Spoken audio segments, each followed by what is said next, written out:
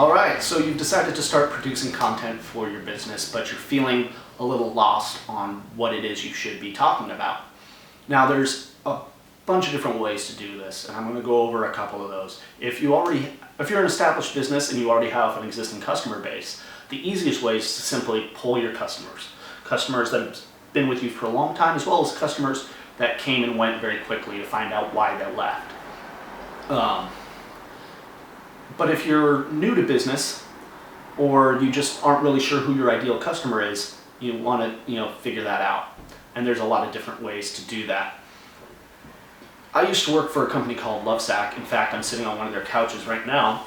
And Lovesac made a unique couch system, as well as their iconic product, the Lovesac, which is an oversized sack of memory foam.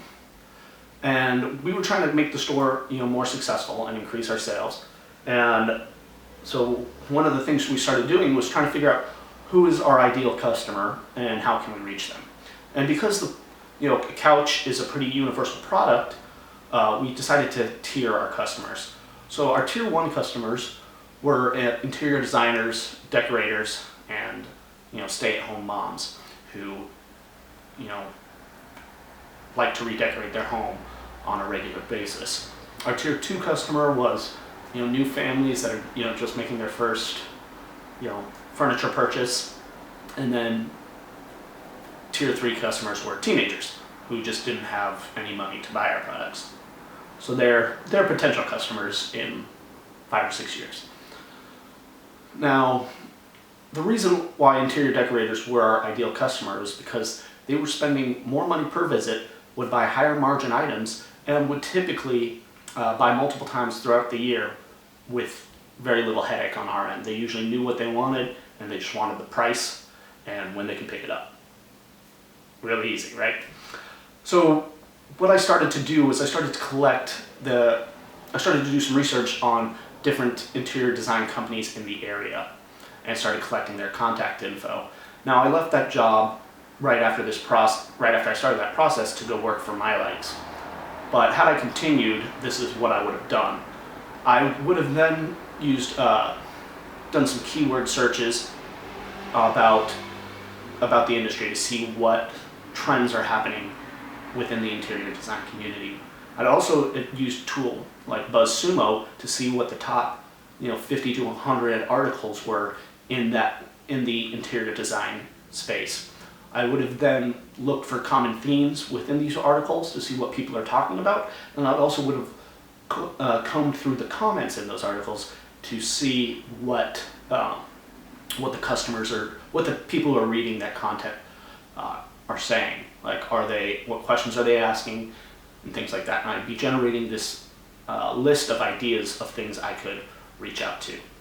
Now, if you're not feeling very creative, you can use the same techniques to reach out to these people who's created the content and work with them to co-create some content for your brand, which is a great technique for getting free traffic. And then what I would have done is I would have started producing content around those areas. Another great way to find out your customers' pain points are to go to a site like Amazon and research similar products or competitor products in your industry and see what customers love about those products and what they hate and what they wish it did, and start talking about those things. So there's sites like Quora and Reddit are also great tools to find out what your customers' needs are. So once you have this list of ideas, how do you get your content out there? Well, like I said previously, if you're working with these influencers, you can have them create the content and they'll share it with their network, which is great. But if you can't get a hold of them or they're just unwilling, you can reference some of their original articles as inspiration for your own and share that with them and let them know that, hey, I really loved your article about X, Y, and Z. It inspired me to write this article. I love your thoughts or whatnot. And chances are they'll probably respond with some great tips, and they'll probably share that with their own network and audience, which is great.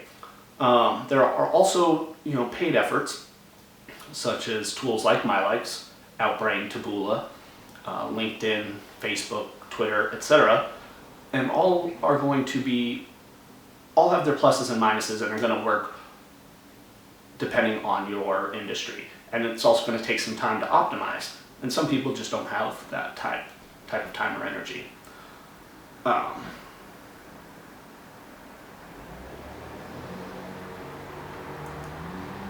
So that's it, guys. Hope you, if you have,